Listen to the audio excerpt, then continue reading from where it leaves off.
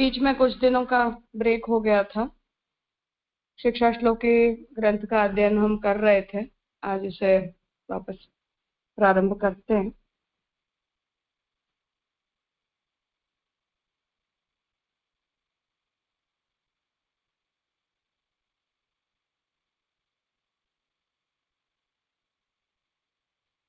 कृणाल, अब तक के विषय की समरी करोगे?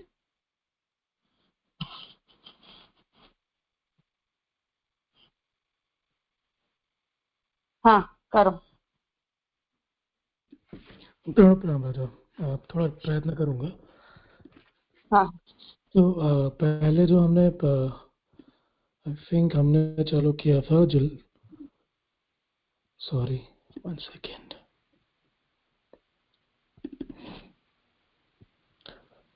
हमने जो चालू किया था उसमें उपक्रम से हमने देखा था कि शिक्षा श्लोकी जो ग्रंथ है वो महाप्रभु जी जो संन्यास के समय पर जब संन्यास ग्रहण करते हैं अंत में, तो उस समय पर जो गंगा तट पे विराजते हैं मौन व्रत धारण करके, तो गोपीनाथ जी गोसाई जी और अन्य सेवक वहां पधारते हैं और उपदेश के लिए विनती करते हैं। तब से महाप्रभु जी जो है आप वो जो गंगा जी के तट पर मौन तो है, तो फिर वो लिखकर जो श्लोक जताते हैं वो शिक्षा श्लोकी के नाम से प्रसिद्ध है। और इस पर श्री द्वारकेश जी की भी टीका प्राप्त है। और हम जो देख रहे हैं पुष्टिविदा नाम में, वो श्री श्याम बाबा की जो उन्होंने वही आशय के साथ जो विस्तृत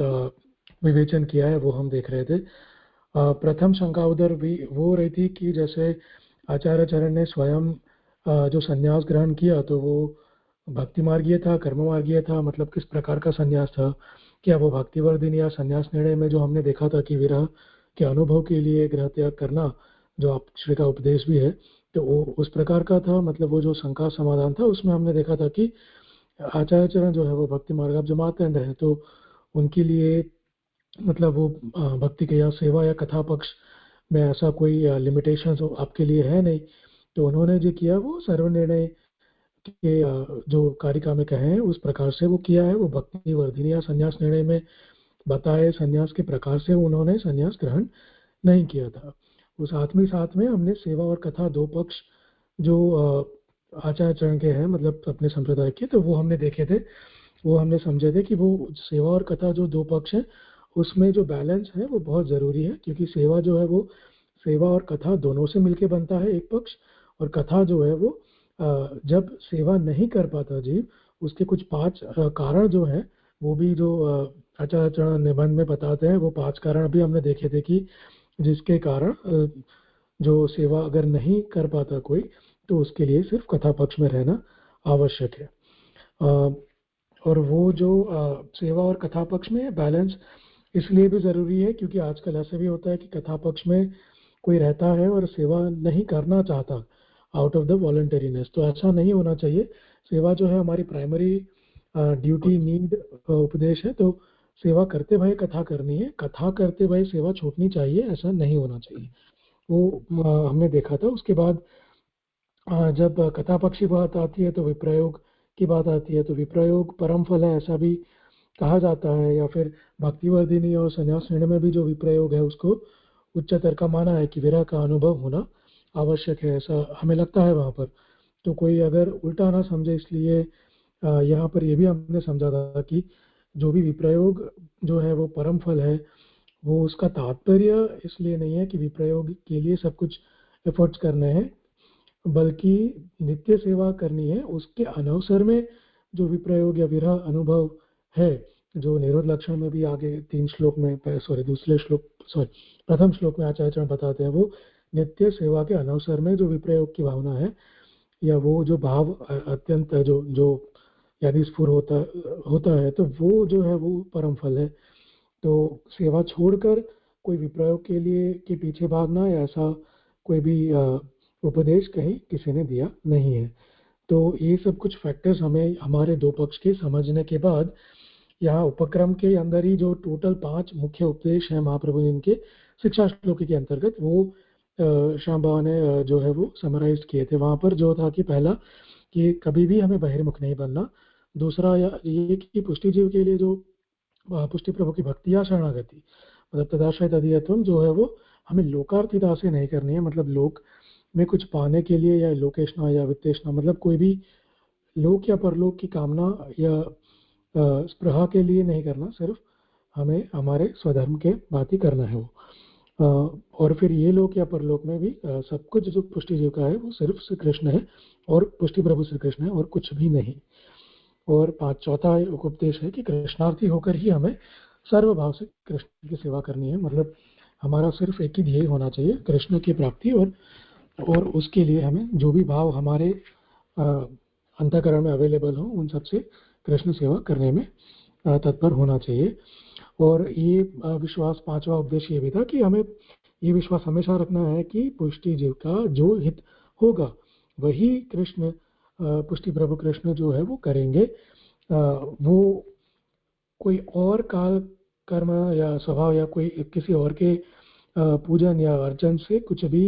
कोई किसी और का कोई सामर्थ्य नहीं, सिर्फ पुष्टि प्रभु कृष्ण जो है वो हित में जो होगा पुष्टि जी की वही करेंगे। तो मतलब ये विश्वास हमें हमेशा बनाए रखना है। ये देखकर हमने प्रथम श्लोक भी चालू किया था, जिसमें हमने बहिर्मुख के बारे में पूरा आई थिंक समझा था पूरा वहां तक। तो उसका शुरुआत हमने जजन ऐसे करी थी, जैसे काल प्रवाह और भक्ति प्रवाह। यहाँ मतलब जो प्रवाह की बात हो रही है तो वो काल प्रवाह जो है वो क्या है, तो उसके लिए काल प्रवाह के कंपैरिजन में भक्ति प्रवाह दोनों हमें थोड़ा हमने समझा था कि जो अक्षर जगत है और उसका जो अक्षर अव्यक्त रूप है और ऊपर अक्षर के जो धाम है उसमें विराजमान जो पुरुषोत्तम है, तो ये पूरा जो सृष्टि का चक्र है तो उसमें जीव का जो है वो जन्म मरण का चक्र एक चलता रहता है। तो उसमें संक्षेप में हमने मतलब ये देखा था कि जो जीव है वो उसकी तीन पॉसिबिलिटीज हो सकती है कि वो एक तो जो है वो काल के प्रवाह में बह के विषय के आनंद में ही डूब जाता है। मतलब जैसे भले पूरा ब्रह्मात्मक सृष्टि है, मतलब ब्रह्म के सारे गुणधर्म सृष्टि में अवेलेबल जरूर है, किंतु जैसे कोई फूल की गंध है, फूल का जो स्मेल है वो अत्तर बना के कोई अगर वो सिर्फ परफ्यूम या अत्तर को ही उसके पीछे ही भागता है तो वो फूल के पीछे तो कभी भाग ही नहीं सकेगा। मतलब उसको जो ओरिजिन या सोर्स ऑफ द आनंद जो ब्रह्म कृष्ण है वो उसके पीछे जाएगा ही नहीं। तो विषयानंद में जो रहेगा वो जो है वो संसार के जल में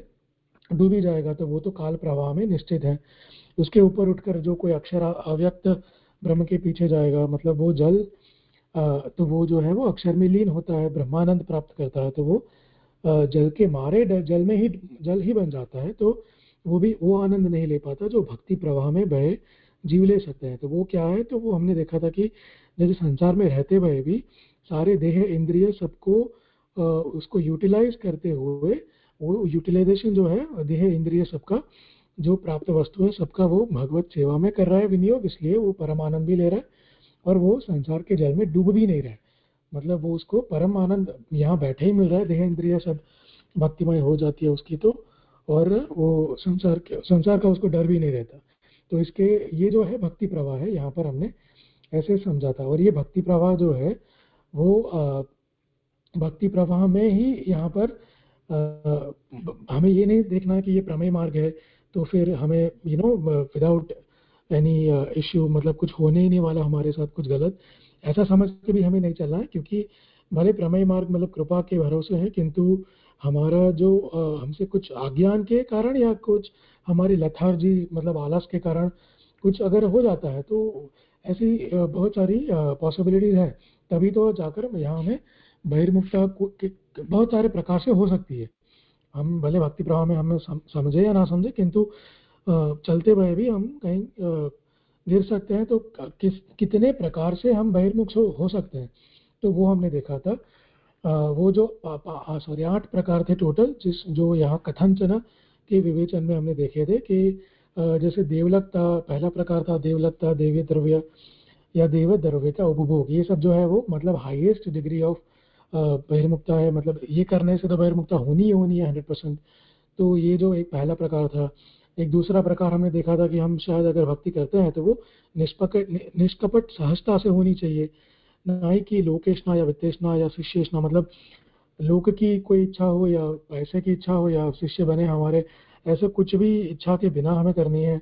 उसके बाद हमने देखा कि हमारा रुचि और सामर्थ्य ना हो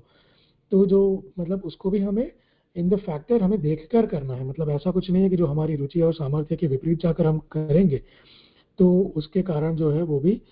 बहिर्मुखता जो है वो मतलब हमारे दीक्षा लेने वाले के लिए और दीक्षा देने वाले के हिस्से दोनों में आती है। और आगे जाके हमने ये भी देखा था कि जो यहाँ पर हमें जो स्वामित्व मतलब जो हमारा है मतलब दत्तापहार जो सिद्धांत रहस्य में आज्ञा करी है तो वो उसको भी हमें समझ के चलना है कि हमें हमारा जो खुद का द्रव्य है स्वतः स्ववित्त उसको ही सिर्फ विनियोग करके हमें हमारा अहंता ममता जो है वो भगवत सेवा में जुटानी है, ना ही कि किसी और का द्रव्य, ना ही किसी और की सेवा मतलब सॉरी ना ही किसी और की एफर्ट्स हमें कुछ किसी और का यूज़ नहीं करना, सिर्फ हमें खुद के द्रव्य खुद के शरीर से अपने ठाकुर जी की सेवा करनी है और कोई अन्य झमेले में फंसना नहीं है। अगर कोई कुछ बोलता भी है तो हमें उस पर दत्तापहार वचनम का जो पूरा कमेंट जो है वो तात्पर्य समझकर प्रवृत्त किसी और में होना चाहिए। एक और प्रकार हमने देखा था जिसमें था कि आगे चल के जो अंतःकरण प्रबोध विवेकधराश्रय और कृष्णाश्रय जो मतलब कॉन्सोलेशन के ग्रंथ है वहाँ पर भी जो हमें समझा है कि विवेक और धैर्य भी हमें रखना है, क्योंकि शरणागति और भक्ति की रक्षा जो है मतलब वो विवेक और धैर्य से होती है। तो हमें वो सब समझकर हमें चलना है, क्योंकि सिर्फ शरणागति भक्ति जो हमारा मुख्य उद्देश्य है वो तो है, किंतु हम अगर विवेक और धैर्य नहीं रखेंगे तो भी पॉसिबल है कि हम कहीं राह पे भटक सकते हैं, क्योंकि अगर हम ठीक से देख नहीं पाते तो मतलब पॉसिबल है कि बहिर्मुखता वहाँ पर भी आ सकती है। ओके और सॉरी एक और प्रकार हमने देखा था कि जो हम सेवा करते हैं उसमें जो हमारा सामर्थ्य है उसमें वैभव मतलब जो भी हम द्रव्य मतलब जो भी सामग्री सेवा साहित्य जो हम जिसकी आकांक्षा रखते हैं अपरस की आकांक्षा रखते हैं वो सब जो है वो भी हमें ये समझ कर करना है कि हम ब्रजभक्त की भावना का भावन करना है हमें, तो वो वहाँ पर उसका यूटिलाइजेशन होना चाहिए। हमारी जो वैभव है सेवा के लिए या फिर अपरस या कुछ भी और हो जो भी वो यदि हमारे ब्रजभक्त की भावना के भावन में अगर वो उसका सम्मिलन नहीं हो रहा तो फिर वो कुछ और ही हो रहा है, वो भी हमें समझना है, क्योंकि अदरवाइज उसके चलते हमें कुछ अभिमान भी हो सकता है कि हमारा जो प्रकार है वो दूसरों से श्रेष्ठ है या ऐसा कुछ करके कुछ किसी और का देख के हमें निम्न भाव भी आ सकता है। तो मतलब ये बहिर्मुखता फैलाने का एक जो आजकल ज़्यादा दिखता है एक प्रकार समाज में चलता है, तो वो हमें उससे भी बहुत ही केयरफुल होके चलना है। सातवां प्रकार हमने ये देखा था कि जो सेवा कथा उभय पक्ष जो हमें रख के हमें करनी है सेवा, तो अगर कोई ये नहीं कर पाता है और कोई परिचारगी करता है जो महाप्रभु ने आज्ञा करी है, तो उस समय भी जो है वो परिचारगी करते समय भी हमें केयरफुल इसलिए रहना है क्योंकि कोई हमारा या फिर जो परिचारगी कर रहा है उसका कोई अगर प्रयोजन जो है वो दोष सहित हो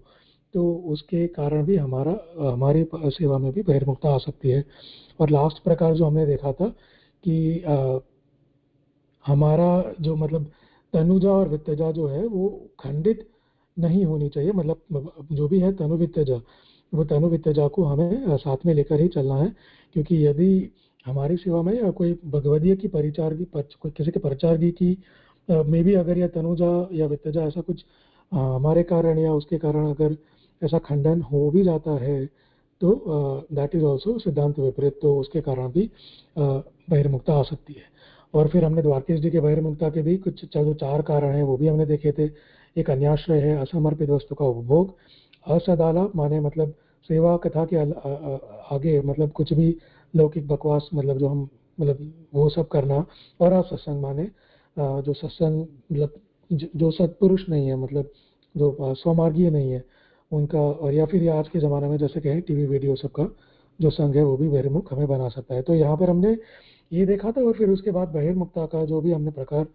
बहिर्मुखता एग्जैक्टली क्या है तो उसका स्वरूपता भी हमें ये समझा था कि बहिर्मुखता जो है वो हमारे मतलब इसका सिर्फ मैं एकदम वही कर रहा हूँ संक्षेप में कि at the end of the day हमने ये समझा था कि बहिर्मुखता जो है उसको बहिर्मुखता हम इसलिए कह रहे हैं कि हमारे केस में, हमारे संप्रदाय में स्पेसिफिकली महाप्रभु जी के भाव से जो भावान्वित श्री कृष्ण जो हमारे सेव्य प्रभु हैं, वो हमारे अंतर में विराजमान होने चाहिए। उसी के आगे पीछे हमारी पूरी जो क्रियाकलाप है या सोच विचार है, वो सारे हमारे उसके आगे पीछे होने चाहिए। मतलब हमें अंतर्मुखी होना है, क्योंकि हमारे अंदर में विराजमान जो महाप्रभु जी के भाव से भावान्वित प्रभु है, तो उन्हीं के सिद्धांत पे चलते हुए वो हमें मिलेंगे। तो हमारा एक सर हमेशा प्रयत्न हमारे अंतर में विराजमान प्रभु के प्रति होना चाहिए। हमारे निष्ठा और हमारे सारे क्रियाकलाप उधर होने चाहिए। अगर हम कुछ और कर रहे हैं, भले वो सेवा हो या फिर सेवा के अन्य कोई अलग एक्टिविटी हो, एक्स्ट्रा करिकुलर, तो वो सारी activities at the end of the day हमें बहिर्मुख बना सकती है। जबकि वो सारी activities at the end of the day उसका पर्यवसान जो है वो हमारे अंदर विराजमान भगवान मतलब तुष्टि प्रभु के वो भाव के अंदर, मतलब वो नहीं जा रहा, मतलब उसका यूटिलाइजेशन वहाँ नहीं हो रहा, तो फिर वो सब हमें बहिर्मुख बना सकते हैं। तो बहिर्मुखता का जो स्वरूप है बहुत ही सूक्ष्म है, क्योंकि सिर्फ इतना नहीं है कि वो बाहर से अगर हम सेवा कर रहे हैं, सब कुछ कर रहे हैं, फिर भी हम कह सकते हैं, ऐसा नहीं कह सकते हम बहिर्मुख नहीं है, क्योंकि ये सूक्ष्मतया अंतर में विराजमान प्रभु के सापेक्ष में है सब कुछ। तो ये बहुत ही सूक्ष्म बात यहाँ हमने देखी थी कि हमें we have to be very careful at every single step of the way, otherwise it's very easy for us to be बहिर्मुख। क्योंकि क्रिया तो हम कर लेंगे, पर जो भाव है अंतर्मुखी भाव, वो अगर हमारा डेवलप नहीं हो रहा या खंडित हो रहा है, तो वो हमें आंतरिक मूल्यांकन करेंगे तभी पता चलेगा, वरना पता नहीं चलेगा। आगे चल के हमने सॉरी यहाँ यदा यूयम भविष्यतः से बाकी था हमारा,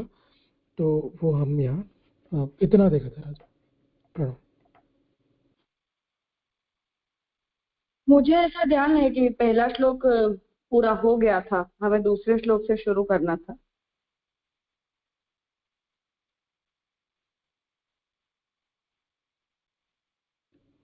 फिर आई थिंक लास्ट में प्रणव भाई ने ये लिया था बहिर्मुखता का, यदा यूयम भविष्यतः, मुझे पता नहीं, मैंने शायद कुछ मिस किया हो रिकॉर्डिंग। ओके, नहीं ठीक है, हो सकता है, मुझे ऐसा ध्यान में था। ठीक है, हाँ तो कृणाल कर लो आगे। जी राजा। यदा यूयम भविष्यतः सही करना है। हाँ जी जी।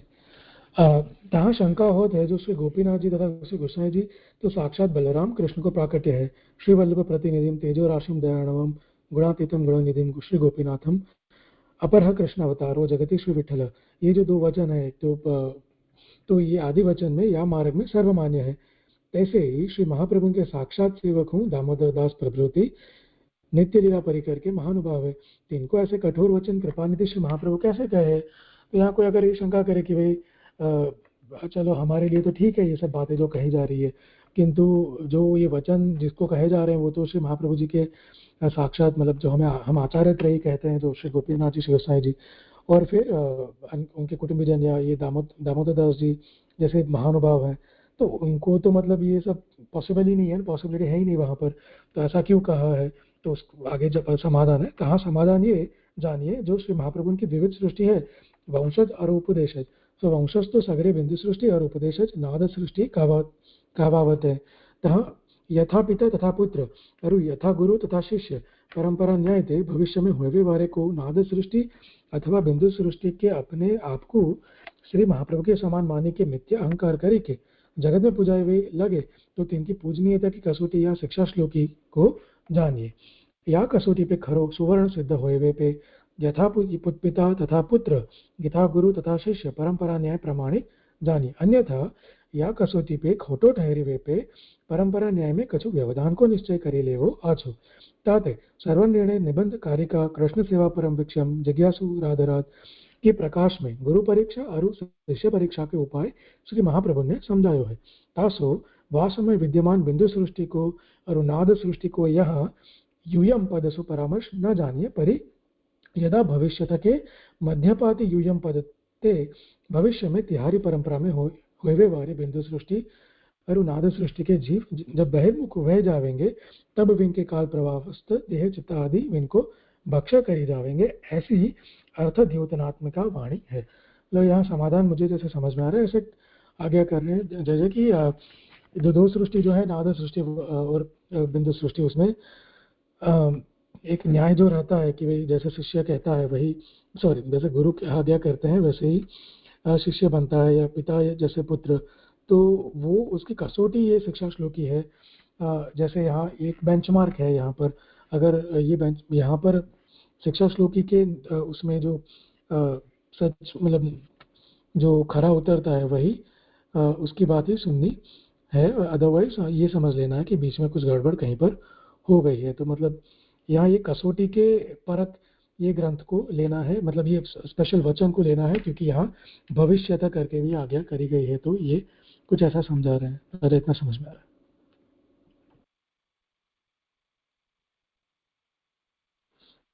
हाँ, तो अब यहाँ ये शंका उपस्थित हो रही है, क्योंकि ये जो संवाद हुआ वो श्री गोसाई जी, गोपीनाथ जी और महाप्रभु जी के अंतरंग शिष्य मतलब दामोदर दास जी, कृष्णदास मेघन आदि जो उपस्थित थे उनके सामने ये संवाद हुआ, और महाप्रभु ने उन्हें आज्ञा प्रदान करते हुए ये ग्रंथ प्रकट किया। इसलिए यहाँ ये शंका उपस्थित हो रही है कि श्री महाप्रभु जी के जो दोनों ही पुत्र हैं वो तो साक्षात भगवत रूप हैं, और ऐसे जो महाप्रभु जी हैं उनके जो साक्षात सेवक हैं दामोदर दास आदि जो उनके सन्मुख तक प्रस्तुत थे, वो सब भी भगवान के परिकर के महानुभाव हैं, अर्थात उत्तम पुष्टि भक्त हैं, जीवन मुक्त हैं। उनको ऐसे वचन श्री महाप्रभु जी ने क्यों कहे? अर्थात क्योंकि ये प्रश्न भी श्री गोपीनाथ जी गोसाई जी ने ही महाप्रभु जी के सन्मुख रखा था। तो जब महाप्रभु जी का आंसू व्यामोह लीला करने का समय आ गया, तब आप दोनों ने जाकर श्री महाप्रभु जी से ये पूछा कि अब हमारे लिए क्या आज्ञा है। तब श्री महाप्रभु जी ने ये ग्रंथ प्रकट किया। इसलिए यहाँ ये शंका उपस्थित हो रही है कि महाप्रभु जी ने अपने पुत्रों को, अपने शिष्यों को ऐसी आज्ञा क्यों दी। तो यहाँ आज्ञा कर रहे हैं कि श्री महाप्रभु जी की दोनों प्रकार की सृष्टि है, वंशज है और उपदेशज है। तो वंशज जो है वो तो संतान है जो वंश परंपरा से जन्मे हैं, और जो उपदेशज है वो लोग हैं जिन्हें श्री महाप्रभु जी ने अपने शिष्य के रूप में अंगीकार किया, और जिन लोगों ने श्री महाप्रभु जी के उपदेशों का अनुसरण करते हुए श्री महाप्रभु जी को अपने गुरु के रूप में स्वीकारा। इन दोनों के लिए हम बिंदु सृष्टि और नाद सृष्टि इन शब्दों का भी उपयोग करते हैं। वहां जैसे पिता होते हैं ऐसा संतान होता है, जैसा गुरु होता है ऐसा शिष्य होता है। ये परंपरा न्याय से भविष्य में जो दोनों ही अर्थात नाद सृष्टि और बिंदु सृष्टि, इन दोनों में ही जिस प्रकार के जीव प्रकट होंगे, उन सबको श्री महाप्रभु जी ने समान जानकर मिथ्या जो अहंकार करके जगत में यदि कोई अपने आप को श्रेष्ठ भक्त के रूप में प्रस्तुत करने लगे या अपनी पूजा करवाने लग जाए, तो उनकी पूजनीयता की जो कसौटी है वो इस शिक्षा श्लोकी को जाननी चाहिए। अर्थात जो बात हम साधन प्रकरण आदि में भी देखते हैं कि महाप्रभु जी ने भविष्य की स्थिति को ध्यान में रखते हुए उत्तम गुरु के प्राप्त न होने पर क्या करना चाहिए, या सेवा न निभ पाए तब हमें क्या करना चाहिए, या मार्ग इतना श्रेष्ठ न रह जाए, कोई उपदेश प्रदान करने वाला न मिले तब हमें क्या करना चाहिए। तो ये सारी कलयुग की जो भविष्य में आने वाली स्थितियां हैं जो साधन प्रकरण में हम देखते हैं,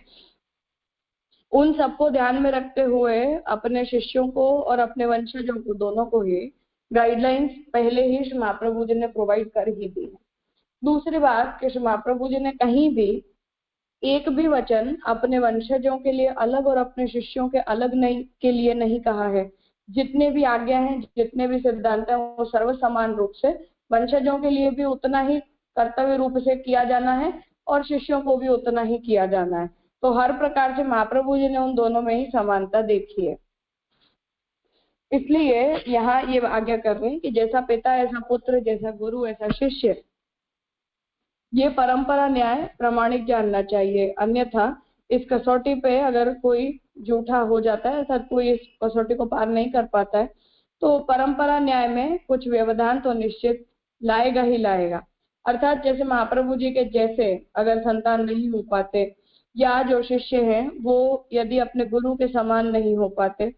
या जो संतान है वो यदि अपने पिता के अनुरूप नहीं हो पाती, तो इन सब स्थितियों में जब हम महाप्रभु के वचनों के साथ प्रामाणिक नहीं रह पाते या उन वचनों का हम पालन नहीं कर पाते, तो ऐसी सब स्थिति में हमारे मार्ग में, हमारी भक्ति में किसी न किसी प्रकार की बाधा आनी ही आनी है। इसलिए सर्वनिर्णय में भी महाप्रभु जी ने गुरु के भी लक्षण वहां बताए और शिष्य की परीक्षा का भी उपाय बताते हुए जिज्ञासु पद का वहां भी महाप्रभु जी ने प्रयोग किया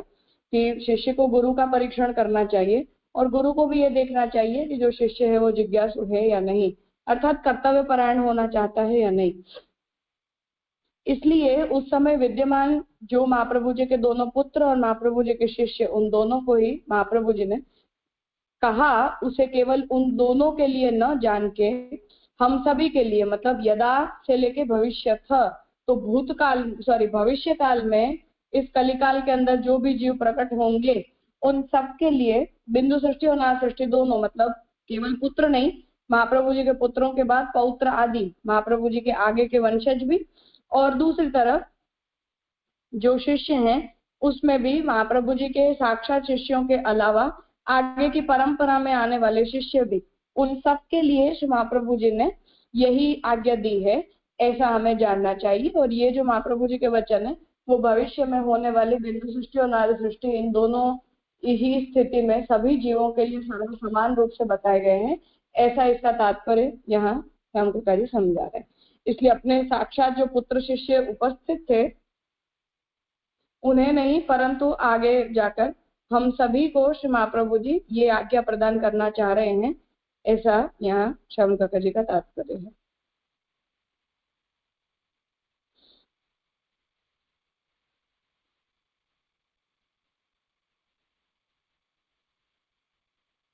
कुछ पूछना है इस विषय में?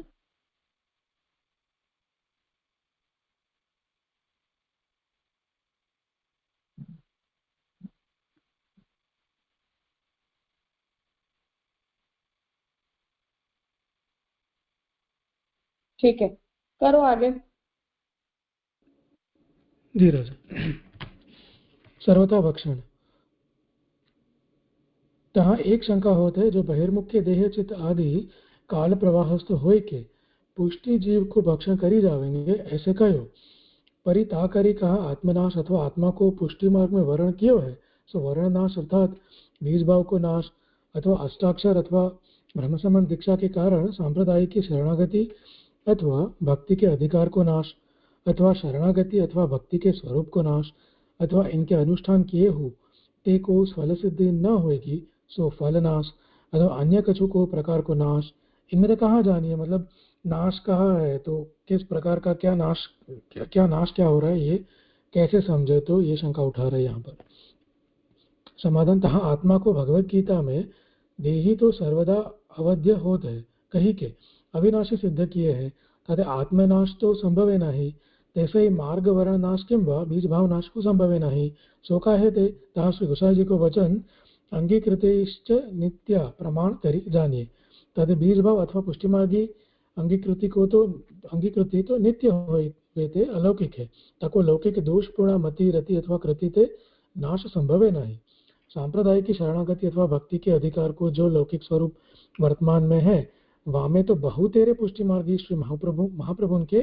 सिद्धांत सो सर्वथा विरुद्ध आचरण, माने अन्याश्रय, असमर्पण, असत्संग, असदाचार, असद विचार, असद भाव आदि अपराध कर जाते हैं। और स्वयं को पुष्टि मार्ग ही बताते हैं। बहुधा पुष्टि मार्ग को ही नाम लेके श्री महाप्रभु की आज्ञा की उपेक्षा अन्यथा व्याख्या अथवा तिरस्कृति हो करत है। इनको यह मार्ग में तो बाहर निकासी वेद को लौकिक उपाय तो है नहीं। उदाहरणतया अर्थ उपार्जन के लिए के काज भक्त भागवत सप्ताह 56 भोग आदि भगवत सेवा अंगभूत मनोरथ सो हो, असंप्रदायी जन के द्रव्य सो हो कराई लेवे में चुकत नहीं। ऐसे इनको संप्रदाय में तो बाहर निकासी वे को लौकिक उपाय तो है नहीं, ताते संप्रदाय में अधिकार नाश हो संभव है नहीं,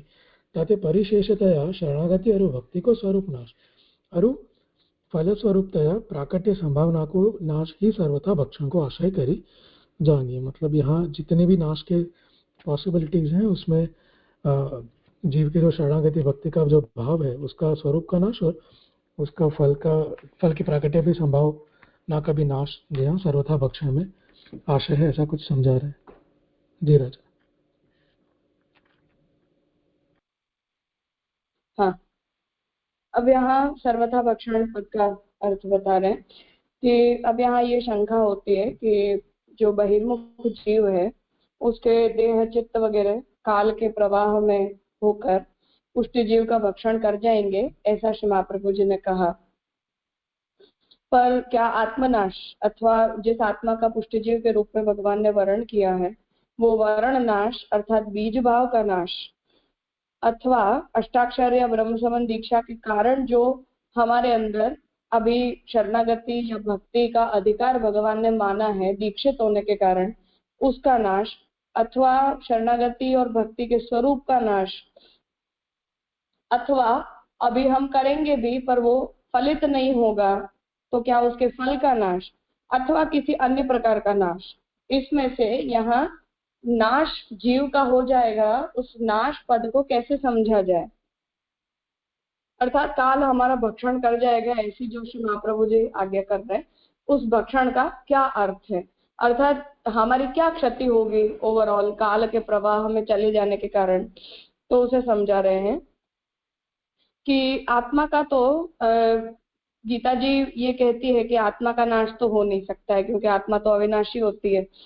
उसी तरह मार्ग में वर्ण का नाश अथवा बीज भाव का नाश भी पॉसिबल नहीं है, क्योंकि ये भी हम जानते हैं कि एक बार भगवान जिस जीव का जिस मार्ग के लिए अंगीकार कर लेते हैं उस जीव का उसी मार्ग में हमेशा के लिए अधिकार होता है। क्योंकि श्री गोसाई जी के भी वचन यहाँ दे रहे हैं कि अंगीकृतिश्च नित्या, तो भक्ति अंश में भक्ति हेतु निर्णय में श्री गोसाई जी आज्ञा करते हैं कि जीव का अंगीकार यदि पुष्टि में भगवान ने किया है तो वो नित्य अंगीकार है, वो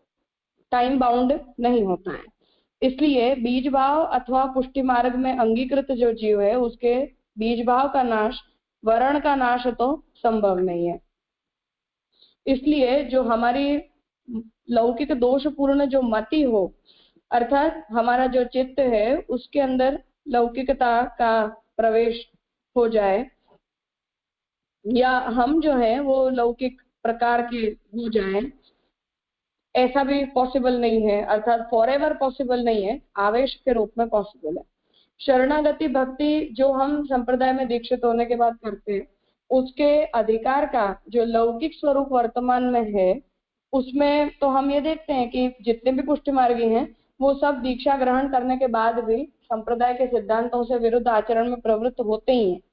तो अन्याश्रय भी करते हैं, असमर्पित भी खाते हैं, असत्संग असदाचार विचार ये सब भी करते हैं, फिर भी सब अपने आप को पुष्टि मार्गी कहते हैं और कोई ना तो अपने गले से कंठी उतारता है और ना कोई गुरु अपने किसी शिष्य के गले से कंठी निकाल लेता है। इसलिए ये हम देखते हैं कि लौकिक रूप से भी देखने पर तो हर कोई हमें पुष्टि मार्गी लगता ही है। बहुत से पुष्टि मार्गियों को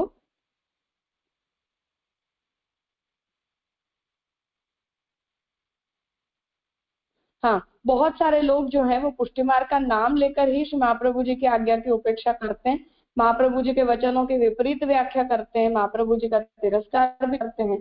तो दीक्षित होने के बाद भी बहुत कुछ करते हैं। उनका इस मार्ग में से बाहर निकालने का हमारे पास कोई लौकिक उपाय तो है नहीं। अर्थात आज मैं देखूं कि भाई कोई व्यक्ति अन्याश्रय कर रहा है या कोई व्यक्ति असमर्पित खा रहा है तो मैं आज उसे पकड़ के ये कहूँ कि भाई अपने गले में से कंठी निकाल दो, अपने आप को पुष्टि मार्गी मत कहो, ऐसा तो हम कर नहीं पाते। उसके लिए उदाहरण दे रहे हैं कि जैसे आज पैसा कमाने के लिए भागवत सप्ताह करने वाले या ठाकुर जी के मनोरथों का अपने लौकार्थिता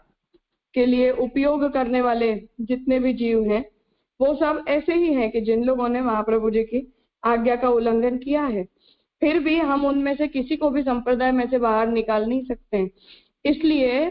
लौकिक रूप से मतलब व्यावहारिक रूप से सांप्रदायिक अधिकार का नाश भी किसी का किसी भी आचरण के कारण पॉसिबल नहीं है। परंतु अब जो यहाँ अर्थ क्या लेना उसे अल्टीमेटली बता रहे कि इसलिए हमें ये अर्थ सोचना चाहिए कि हम यदि कलिकाल के प्रवाह में फंस जाएंगे और कलिकाल के प्रवाह में होने के कारण हम यदि भगवत बहिर्मुख हो जाएंगे तो उस स्थिति में जो भक्ति हम अभी कर रहे हैं वो भक्ति हमें कृष्ण की प्राप्ति नहीं करवा पाएगी, या व्यावहारिक रूप से हम भले ही अपने आप को पुष्टि मार्गी कहते हो परंतु हमें भगवान जो है वो पुष्टि मार्गी के रूप में एक्सेप्ट नहीं करेंगे, और अगर भगवान हमें पुष्टि मार्गी के रूप में एक्सेप्ट नहीं करते तो उस स्थिति में हमारे द्वारा की गई जो भक्ति है उसका भी अभी के लिए कोई लाभ बच नहीं रहा, अर्थात उससे हमें कोई भी लाभ नहीं मिल पाएगा। भक्ति हमारी न तो दृढ़ हो पाएगी और न ही भगवत प्राप्ति में उस भक्ति का कोई भी उपयोग हो पाएगा। इसलिए यहाँ जो काल हमारा भक्षण कर जाएगा, ऐसी आज्ञा जो श्री महाप्रभु जी दे रहे हैं, उस काल के भक्षण का अर्थ हमें ये लेना चाहिए कि हमारी जो भक्ति है वो भक्ति अब फलदायी नहीं रह जाएगी। इसलिए शारीरिक क्रियाओं के रूप में हम जो कुछ भी कर रहे हैं वो सब चल रहा है, परंतु पहली बात की या तो हम सुधर गए, पश्चाताप हुआ, फिर बीच में अंतराय हुआ और वापस हम इस मार्ग में लौट आए, तो ये एक स्थिति बन सकती है। परंतु यदि ऐसा नहीं हो रहा